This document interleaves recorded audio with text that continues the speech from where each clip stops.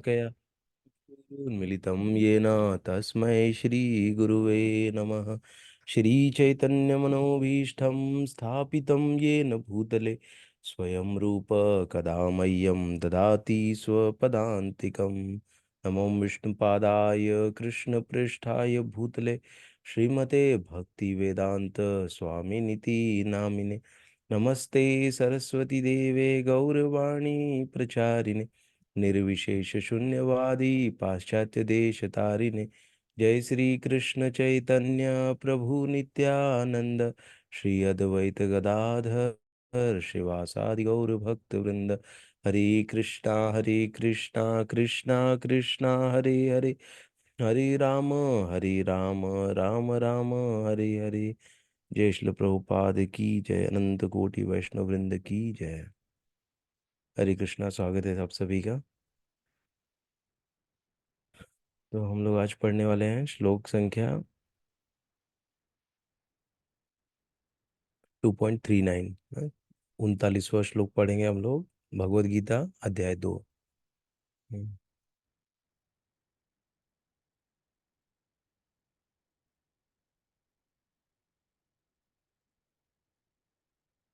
हम्म। ईशा ते अभिहिता सांख्ये बुद्धिर्योगे त्विमां शृणु।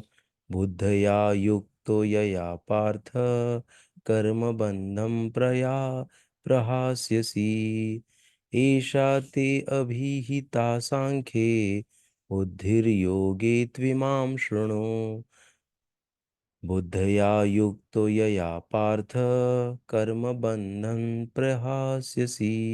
हम्म, हम्म।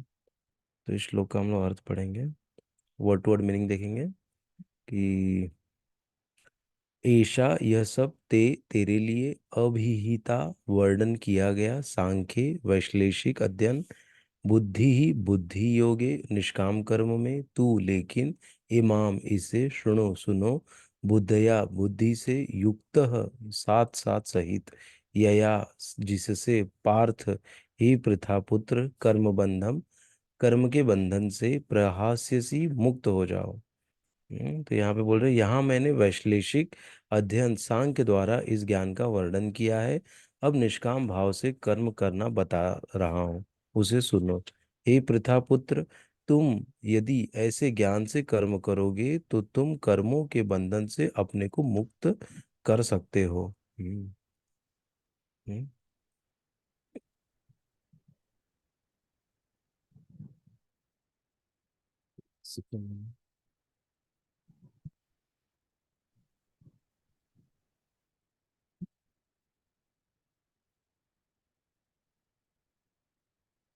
हम्म। यहाँ बोल रहे हैं कि मैंने वैश्लेषिक अध्ययन सांख्य, सांख्य मतलब क्या होता है एक्चुअली। वैश्लेषिक अध्ययन मतलब कि जैसे आत्मा और शरीर दोनों को अलग अलग करके देखना ना। किसी भी चीज में जैसे बोलते हैं ना, धागे का गुत्ताड़ा हो जाता है ना, तो उसको ऐसे ऐसे करके हम लोग उसको अलग अलग कर देते हैं ना। तो उसी को बोलते हैं सांख्य। एनालिटिक्स, एनालिसिस, एनालिसिस करना, उसको अलग करके फिर चीजों को समझना।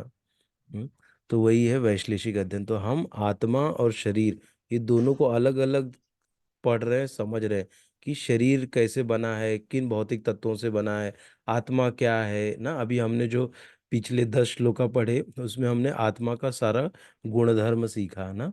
आत्मा कहाँ है, कैसे है, वो उसका गुण क्या है ना, ये सब चीजें हमने पढ़ा ना। कि वो अघुलनशील है ना, वो जलाया जा सकता है ना, उसको भिगोया जा सकता है ना, वो कितना महीन है, वो बाल के अग्रभाग के 1/10,000 वो उतना उसकी साइज है ना। ये सब चीजें हमने देखा। हम्म, हम्म। तो यहाँ पर उसी वही अध्ययन हमने उसका किया। फिर भौतिक शरीर का अध्ययन हुआ ना, किन वो आगे आएगा किन तत्वों से बना है। तो वही बता रहे हैं कि यहाँ मैंने वैश्लेषिक अध्ययन सांख्य द्वारा ज्ञान वर्णन किया है। अब निष्काम भाव से कर्म करना बता रहा हूँ, उसे सुनो। हे प्रतापुत्र, तुम यदि ऐसे ज्ञान से कर्म करोगे तो तुम कर्मों के बंधन से अपने को मुक्त कर सकते हो ना। क्योंकि हमको भी अपने जीवन में कर्म रहेगा तो अच्छा कर्म रहेगा तो अच्छी अच्छी चीजें मिलेंगी, बुरा कर्म रहेगा तो बुरी बुरी चीजें हमारे जीवन में आती हैं ना। ये तो हमको पता है कि every action has a reaction ना। अगर अच्छा करेंगे तो अच्छा आएगा, बुरा करेंगे बुरा आएगा रिटर्न में। हो सकता है उसका रिटर्न तुरंत ना मिले, वो थोड़ा समय बाद मिलेगा या अगले जन्म में मिलेगा, लेकिन वो आता है। ऐसे तो उसके बारे में भी ज्ञान देने जा रहे हैं, तो इसको पढ़ते हैं हम लोग। तात्पर्य: वैदिक कोश निरुक्ति के अनुसार सांख्य का अर्थ है विस्तार से वस्तुओं का वर्णन करने वाला, तथा सांख्य उस दर्शन के लिए प्रयुक्त मिलता है जो आत्मा की वास्तविक प्रकृति का वर्णन करता है। आत्मा की वास्तविक प्रकृति का वर्णन करता है, उसे सांख्य बोल रहे हैं। सांख्य उस दर्शन के लिए प्रयुक्त मिलता है जो आत्मा की वास्तविक प्रकृति का वर्णन करता है। हम्म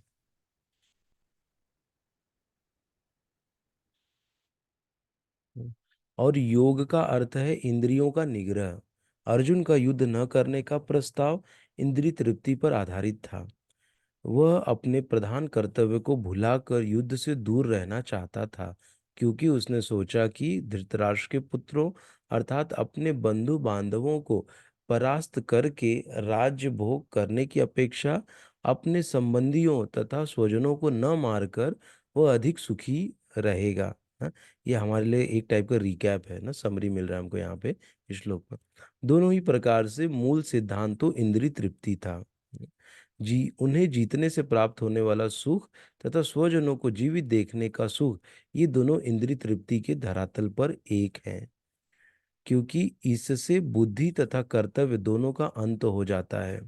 अतः कृष्ण ने अर्जुन को बताना चाहा कि वह अपने पिता के शरीर का वध करके उनके आत्मा को नहीं मारेगा। उन्होंने यह बताया कि उनके सहित सारे जीव शाश्वत प्राणी हैं। वे भूतकाल में प्राणी थे, वर्तमान में भी प्राणी रूप में हैं और भविष्य में भी प्राणी बने रहेंगे, क्योंकि हम सब शाश्वत आत्मा हैं।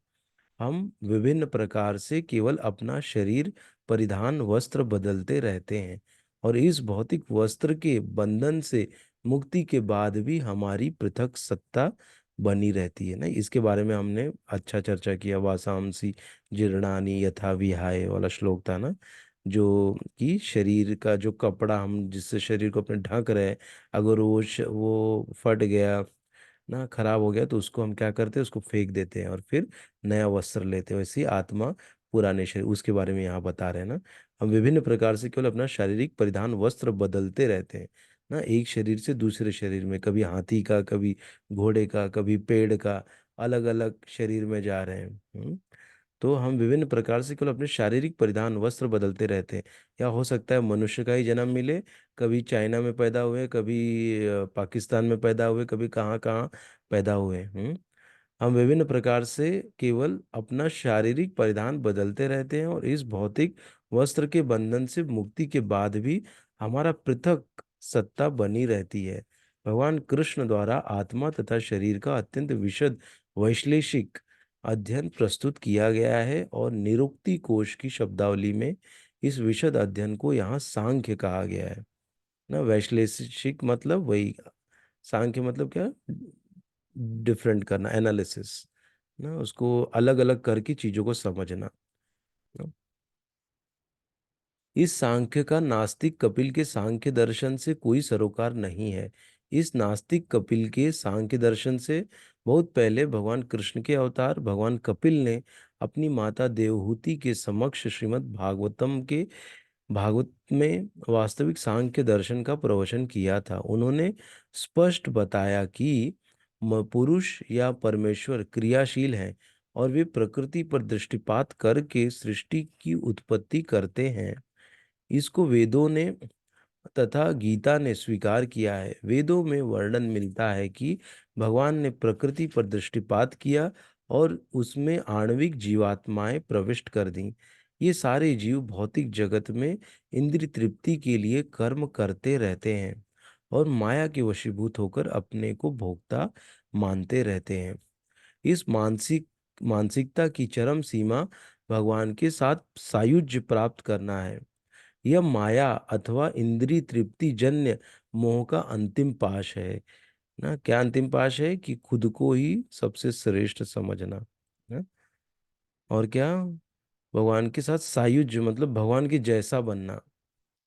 जैसे वैकुंठ लोक में भगवान में और जो बाकी के जो वैकुंठ के वासी हैं उसमें कोई अंतर नहीं दिखता। सब चतुर्भुज में घूमते रहते हैं, ऐसे लगता है कि यही विष्णु है। हाँ, दोनों में अंतर खाली क्या रहता है, एक वक्ष स्थल पे जो श्रीवत्स चिन्ह है वो खाली भगवान विष्णु को रहता है, बाकी सब सेम, दिखने में भी सेम, सब में सेम ऐसे वैकुंठ में। इसलिए उसी को सायुज्य प्राप्त करना। नहीं सॉरी, वो सारूप्य है। ये सायुज्य मतलब भगवान के इसमें ही समा जाना टाइप का है। इस मानसिकता की चरम सीमा भगवान के साथ सायुज्य प्राप्त करना है। यह माया अथवा इंद्रिय तृप्ति जन्य मोह का अंतिम पाश है ना। अनेकानेक जन्मों तक इस ये टाइप का रहता है। जैसे एक रहता है सायुज्य, सारूप्य और सालोक्य और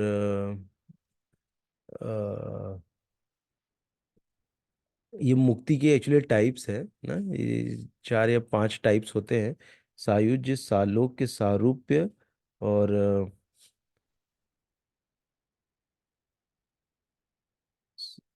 सायुज्य, सारूप्य और एक है याद नहीं आ रहा है।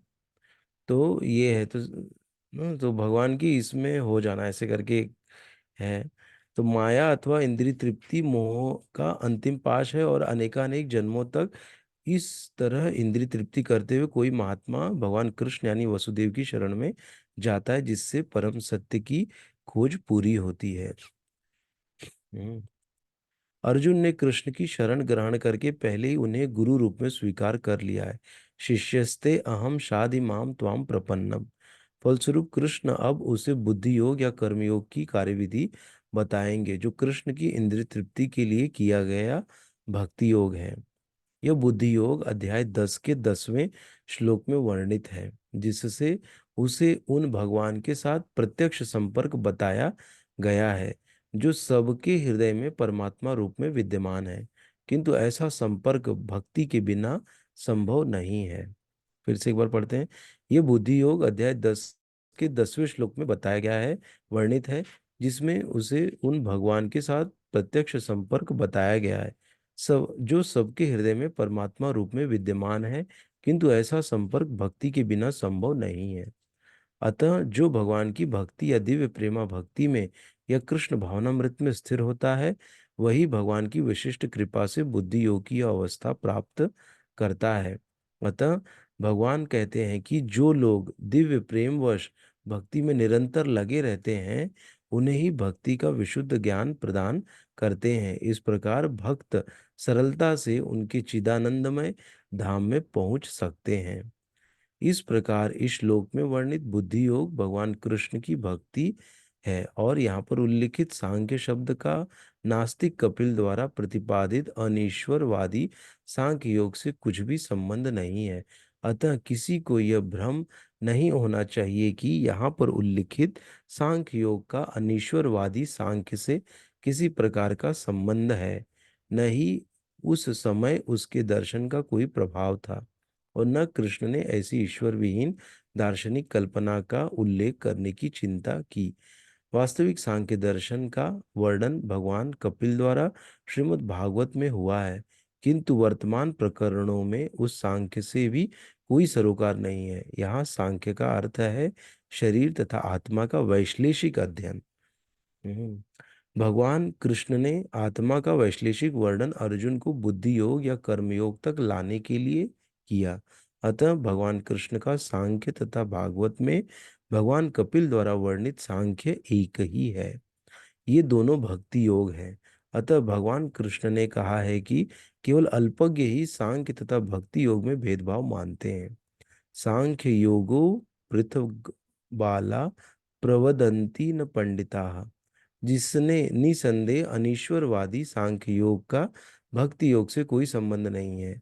फिर भी बुद्धिहीन व्यक्तियों का दावा है कि भगवत गीता में अनीश्वरवादी सांख्य का ही वर्णन हुआ है। अतः मनुष्य को यह जान लेना चाहिए कि बुद्धि योग का अर्थ कृष्ण भावनामृत में पूर्ण आनंद तथा भक्ति के ज्ञान में कर्म करना है।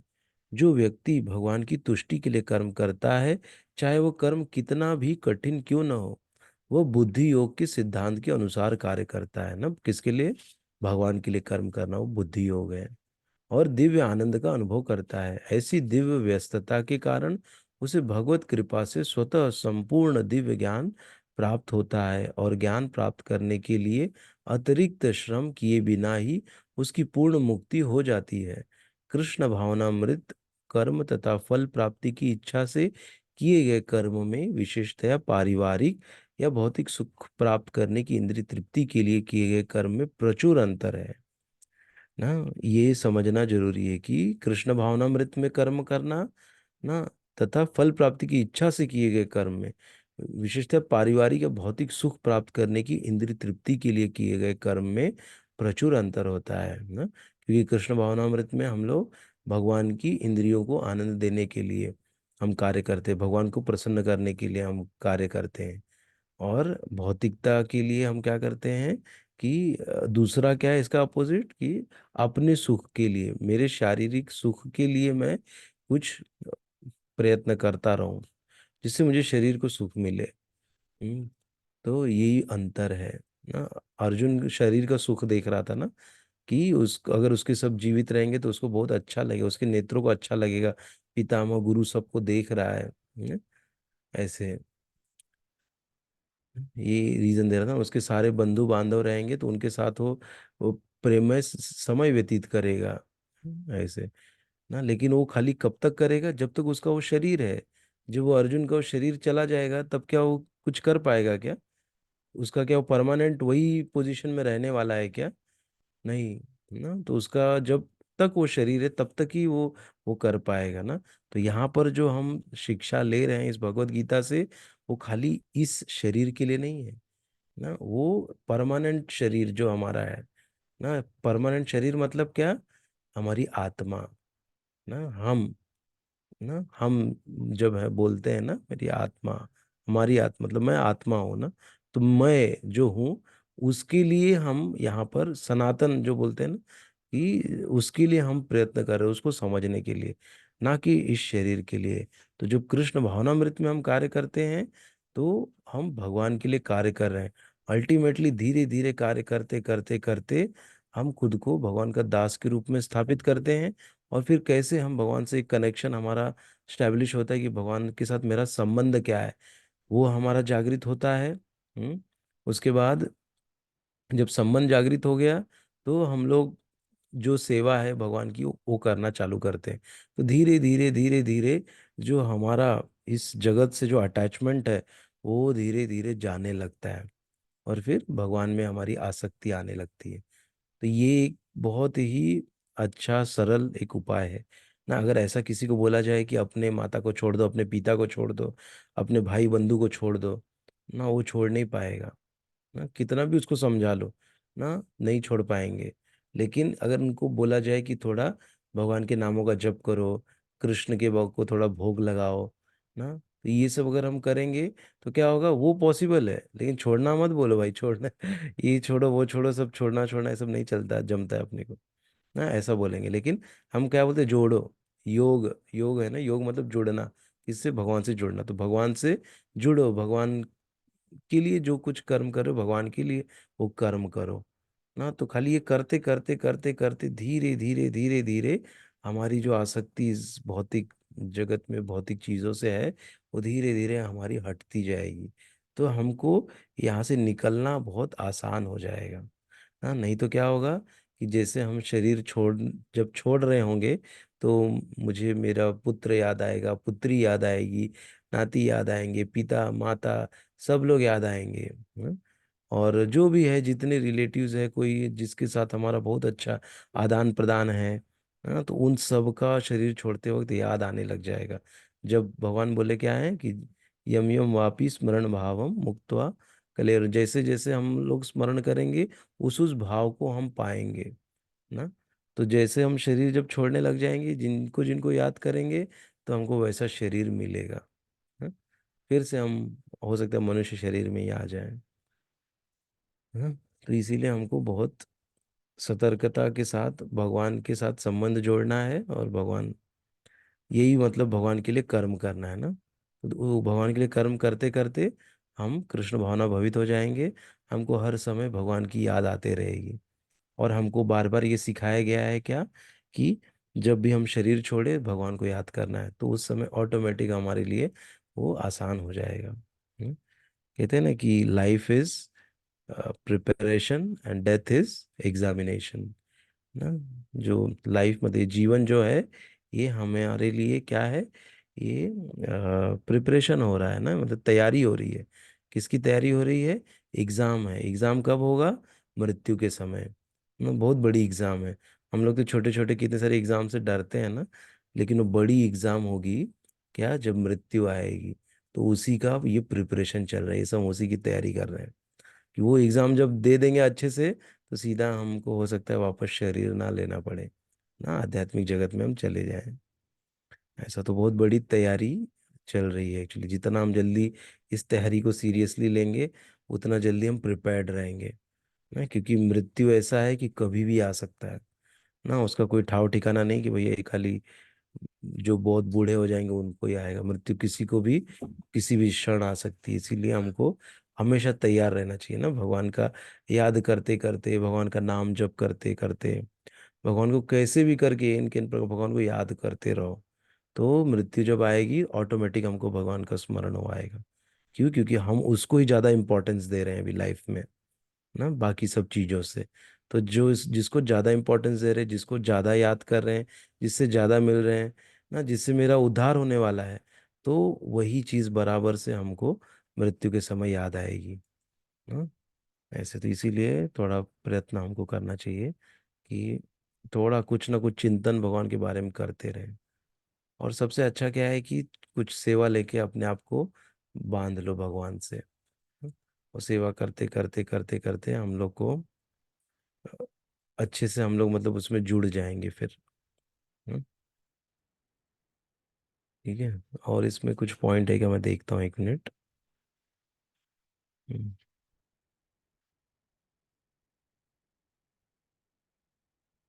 एक वही सांख्य का था कि अलग अलग ये जो कपिल मुनि हैं ना, वो भी भगवान के अवतार थे ना। वो देवहूति के गर्भ से आए थे।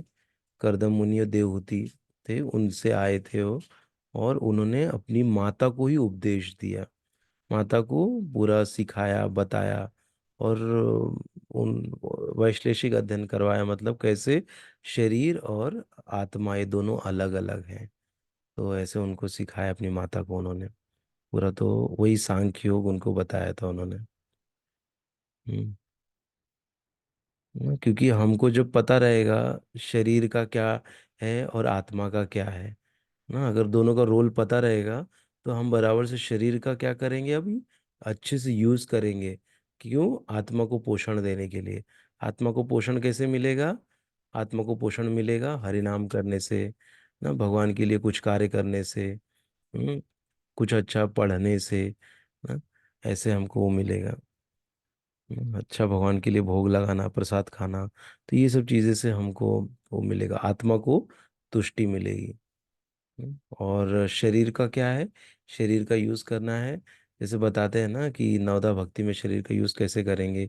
वाणी को भगवान के बारे में ग्लोरीफाई करने के लिए, आंखों को भगवान के सुंदर विग्रह के दर्शन करने के लिए, नाक को भगवान के जो चरणों में तुलसी पत्र चढ़ाया है या जो फूल चढ़ाया है उनका उनका उनकी सुगंध लेने के लिए ना। और फिर ऐसे ही हाथों का उपयोग करना है, भगवान के लिए फूल बनाओ, भगवान के लिए कुछ उनका पोछा कर दो मंदिर में ना, उसके लिए आरती कर दो, उसके लिए ना। तो ऐसे हम हर शरीर के हर एक चीज का उपयोग भगवान के लिए कर सकते हैं। मन भगवान के चरणों में लगाने के लिए ना, वही ध्यान केंद्रित हुए मन का ना। और हमारे जो पैर हैं उनसे हमको चल के जाना भगवान के मंदिर तक ना। तो ऐसे करके हम लोग अपने सारी इंद्रियों को हम लोग भगवान की सेवा में लगा सकते हैं। कान को भगवान के जो कीर्तन है उनको सुनने के लिए ना।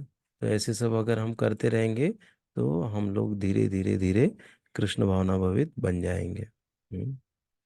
ऐसे ना। तो ये चीज था ना। तो ये शरीर का था, कैसे शरीर को हम भगवान की सेवा में लगाएं। हम्म, तो धीरे धीरे ये आत्मा फिर क्या होगी, आत्मा को बहुत अच्छा मतलब एक फील होगा, अच्छा लगेगा। और फिर भगवान को अच्छा लगेगा। भगवान को अच्छा लगेगा तो हम बोलते हैं ना, हमारा जीवन सफल हो जाएगा। अच्छा, ठीक है, तो ये यहाँ पर इसी के बारे में बताएं। और निष्काम भाव मतलब, निष्काम भाव का अर्थ है कि बिना किसी हेतु के ना कार्य करना, बिना किसी सेल्फिश डिजायर के लिए कि मुझे ये मिले, उसी को निष्काम सेवा कहते हैं। सकाम सेवा और निष्काम, सकाम कर्म निष्काम कर्म ना, ऐसे। तो कभी कभी क्या होता है कि व्यक्ति एक मतलब सकाम कर्म मतलब कुछ प्राप्ति के लिए हम कोई यज्ञ योग्य कर रहे हैं कि मुझे धन मिले, प्रचुर धन मिले, प्रचुर ये मिले, उसके लिए। और निष्काम क्या है कि भगवान की प्रसन्नता के लिए मुझे कुछ नहीं चाहिए, बस भगवान को सब मिले। हाँ, कभी कभी क्या होता है निष्काम कर्म है तो उसमें क्या है ना कि अभी तक भगवान के साथ संबंध स्थापित नहीं हुआ है, खाली वो व्यक्ति अभी एलिजिबल हो गया है ना, कि वो सब चीजें भगवान के लिए कर रहा है। हाँ, लेकिन अभी तक कृष्ण आए नहीं है ना। तो ये थोड़ा ये भी चीज समझना है कि जब हम लोग कर्म के बारे में बोलते हैं ना, कर्म योग, तो कर्म योग का दो टाइप है, एक है सकाम कर्म, दूसरा है निष्काम कर्म। आगे आएगा फिर हम लोग तभी इसकी चर्चा करेंगे। जस्ट ये निष्काम है इसलिए मैं बताने लग गया। हम्म, ठीक है, तो हम लोग इसको आज यहीं तक पढ़ेंगे। किसी का कोई प्रश्न है क्या?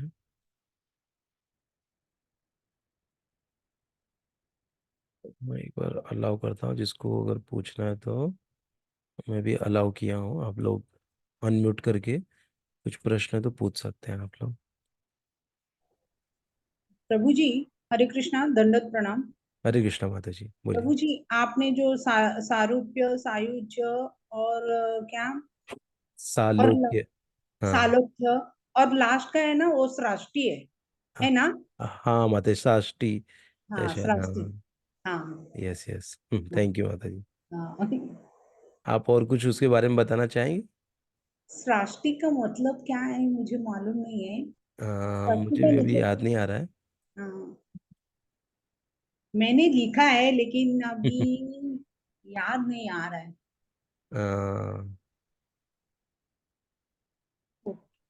चलेगा माता जी, हम लोग देख के मैं कल से तो बताऊंगा, या हाँ, तो आप बताइएगा। मैं बताऊंगी, हाँ मैं हम्म, बताऊंगी।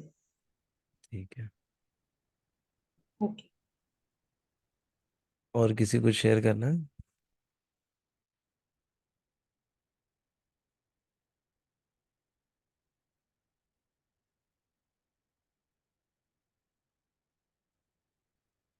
ठीक है, तो हम लोग आज यहीं तक करते हैं। हम लोग कल मिलेंगे। एक एक सेकेंड ना, मुझे खाली एक चीज देखना था।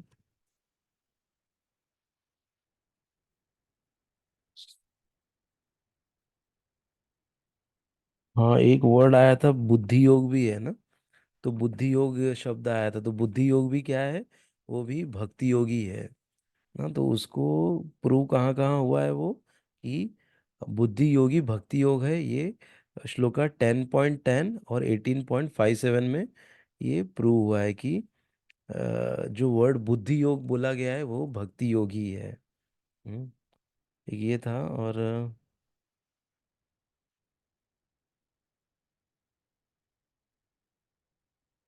हम्म, और 10.10 का जो श्लोक है,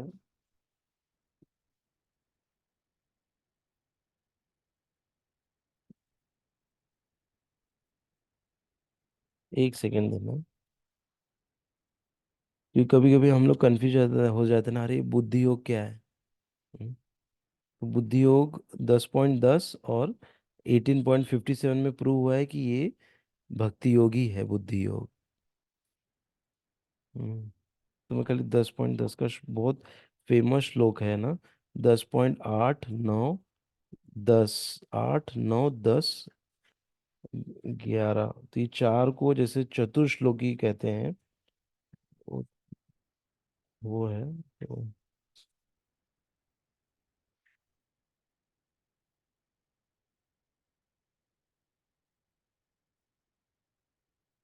'तेषां सततयुक्तानां भजतां प्रीतिपूर्वकं ददामि बुद्धि योगम तम येन माम उपयान्ति ते।